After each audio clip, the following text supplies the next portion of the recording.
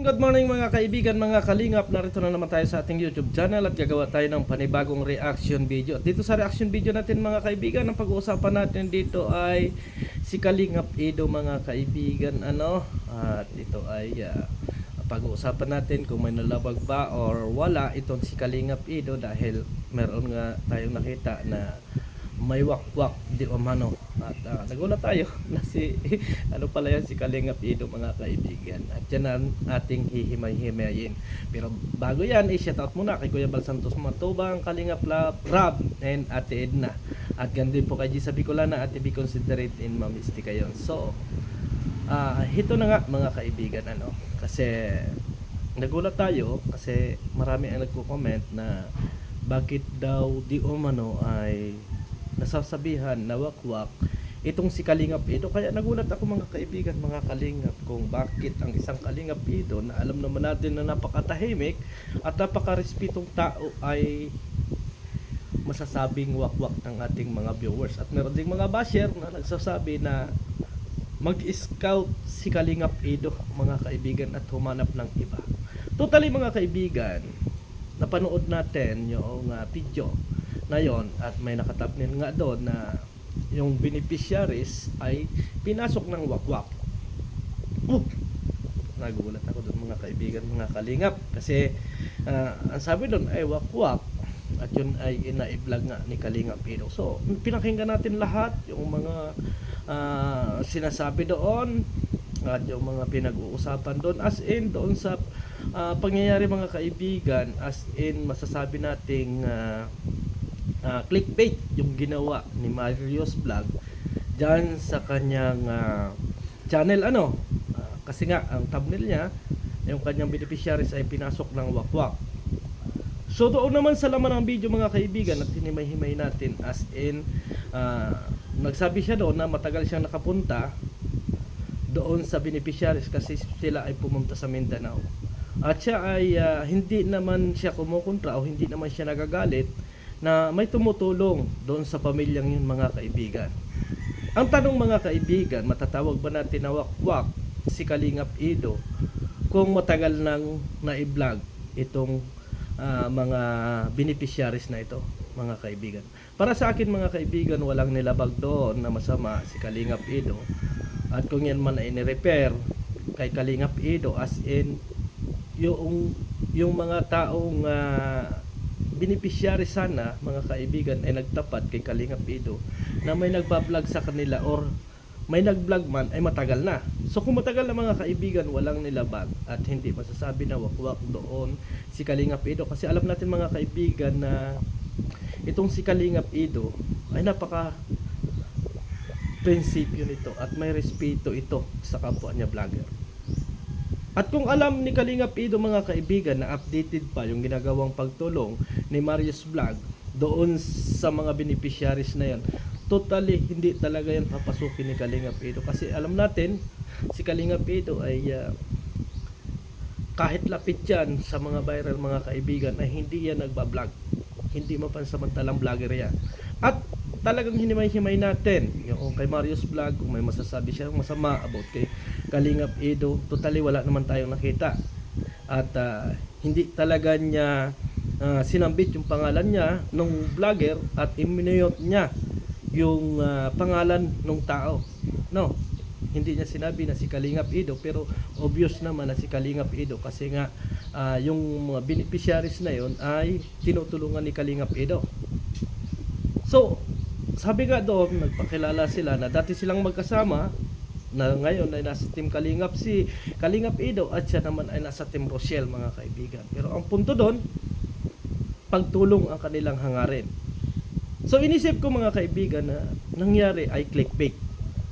Clickbait yung ginawa ni Marius Vlog para mapansin ng ating mga viewers kung sino yung wakwak na yan.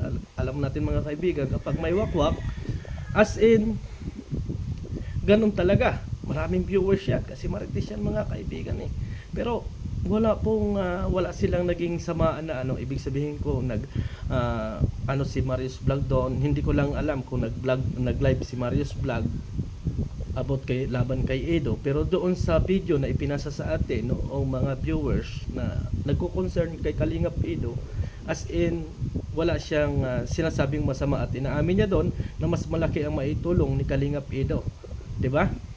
Mas malaki ang maitulong ni Kalingap Edo kaysa sa kanya. Ito yung sinasabi ko mga kaibigan, kasi nandito sa Daet ay napakaraming vlogger.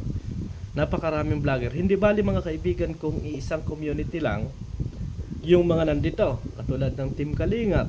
Kasi kung halimbawa yung vlog ko, halimbawa lang yung vlog ko ay na-vlog ng isang Team Kalingap, as in hindi ganun ang mangyayari na magkaroon ng wakwakan or makakapag-usap ng maayos.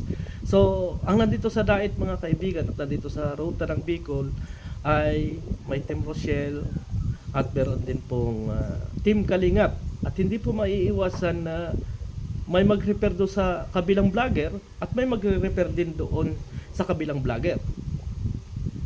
O, di ba? Kasi dito na ipon Dito na ipon yung mga charity vlogger. Kaya hindi maiiwasan 'yan. So, ang ano natin doon, ang tanong natin doon, sino ang dapat priority na makatulong dito sa norte? Dito sa Daet, as in yung mga taga rito na katulad ni Kalingap Edo. At alam ko naman walang kumukontra diyan, at alam ko naman na itong kabilang side mga kaibigan ay pagtulong din yung gusto. Kaya nga sabi doon ni Maris Vlog, okay lang naman na magtulungan sila or kung ano pa man. Kaso nga lang nagagalit yung ating mga viewers kasi doon sa board na wak-wak doon sa thumbnail, mga kaibigan. O, di ba? Pero wala pong kasalanan doon si Kalingap Edo, kasi ang gusto rin talaga ni Kalingap Edo ay makatulong. Makatulong doon sa mga beneficiaries na yon. At ang balita natin at napanood din natin kay Dr. Lab ay parang hindi nang babalikan ni Kalingap Edo, kasi alam natin si Kalingap Edo kapag mga ganyang bagay ay masilan yan. Kasi nga kita natin na siya ay sikat bilang partner ng EDC or ni Beyonce, pero hindi niya na i-vlog yan. Yan pa kaya mga kaibigan na magkakaroon ng issue, magkakaroon ng usapin at magkakaroon sila ng hindi magandang usapan, ay hindi po dyan papatol si Kalingap Edo, sa totoo lang mga kaibigan, kasi kilala natin at napaka-respeto niyan. At kung may vlog man si Marius Vlog, na ibig sabihin ko yung live ni Marius Vlog na tinitira si Kalingap Edo, ay huwag naman sana, kasi doon sa kanyang content wala siyang sinabing masama laban kay Kalingap Edo. At sana manatili pa rin yung pagiging magkaibigan, na doon man kayo sa kabilang side or na dito man sa kabilang side. Ang mahalaga doon, parehas na pagtulong yung nais.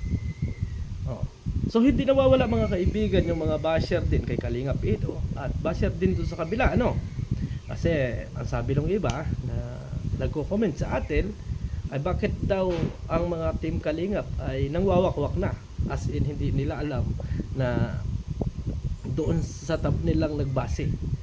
Doon lang sa thumbnail na yon nagbase yung ilang mga viewers, kaya gano'n ang nasabi. So ako naman mga kaibigan, doon sa thumbnail din na yon, masasabi ko na medyo may pagkakamali doon si Marius Vlog, kasi sobrang clickbait, kasi may wakwak agad ang nasabi. Para sa akin lang naman, pero hindi naman tayo hahantong doon sa punto na kinakailangan nating magsiraan o kinakailangan natin na magbatikusan. Ang mahalaga doon na linawan natin kung aktibo pa ba yung ginagawang pagbablog doon sa beneficiaries na yon. At kung yun ay aktibo pa, alam natin mga kaibigan na magpaparaya or hahayaan ni Kalingap Edo. Pero kung ang sa tingin naman ni Marius Vlog ay mas makakatulong si Edo, mas better na mag-usap silang dalawa at i-refer na lang kay Edo kung talagang hindi siya masama ang loob, di ba? Kasi pagtulong halimbawa kung ako lang halimbawa kay Marius Vlog, na alam ko na hindi ganun kalaki yung aking maitulong at alam ko na hindi ko talaga masusuportahan ng maayos at may nag-vlog na katulad ni Kalingap Edo, siguro ako ay magpaparaya. At hindi ako magagalit, as in matutuwa pa ako kahit alam natin na magkabilang community, as in nakatulong parehas, nakatulong doon sa beneficiaries. Ang mahalaga kasi mga kaibigan bilang isang charity vlogger, nakikita natin ay yung pagtulong. At ganyan naman yung ginagawa ni Kalinga Pido na napakarami ng charity vlog niyan na yung iba inire-refer niya karap, yung alam niya na hindi niya kayang tulungan, at marami rin siyang beneficiaries na pinag-aaral. Ibig sabihin mga kaibigan, itong si Kalinga Pido ay talagang pagdating sa pagtulong ay talagang pagtulong at pagtulong din mga kaibigan. Pero wala akong sasabihin masama about kay Mario's vlog, about doon sa kanyang thumbnail, kasi ganun talaga eh. Ang vlogger nga mga kaibigan ay ganun, para mapansin, para mahanap yung algorithm ng kanyang channel, ay gagawa ng paraan para mapanood at mapansin ng ilan. So kanina ibinisita uli natin yung content na yon ni Mario's vlog, at meron ng more than 10,000 viewers, at yun pong pangalan noong yung title at saka yung thumbnail, as in mga kaibigan, mga kalingap, ay nabago na, hindi na yung dati. Pero ang dati po doon, yung kanyang beneficiaries ay napasok ng wakwak. So nagulat din tayo mga kaibigan, kasi mga kaibigan din naman natin yan, kahit na sa kabilang bakod, at hindi rin naman mahirap kausap yan.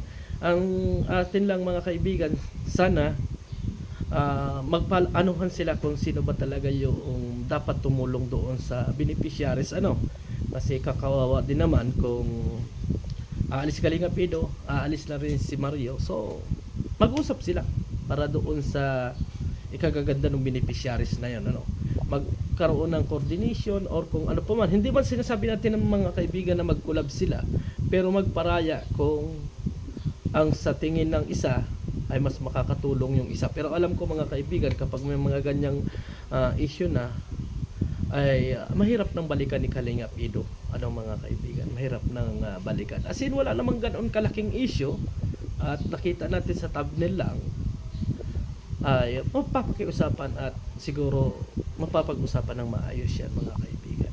So ayun lang ang masasabi ko mga kaibigan, mga kalingap. Yun lang yung nakita natin about doon sa sinasabi at sinusumbong ng ilan nating mga viewers na si Kalinga Pido ay pinagbibintangan na wakwak.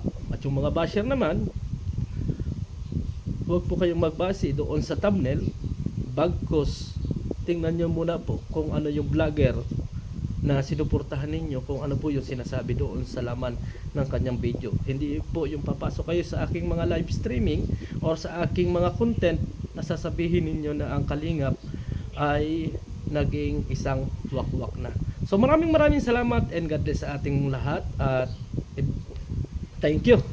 At oras na para tayo ay muling magpaalam. Pero bago yan, thank you sa lahat ng mga solid supporter ng Kalingap, at ganoon din sa mga HC, sa mga Jomcar, at sa Edpau, at sa lahat ng mga love team sa Danjoy, at lalo na sa HC. Maraming salamat, and God bless. Bye bye.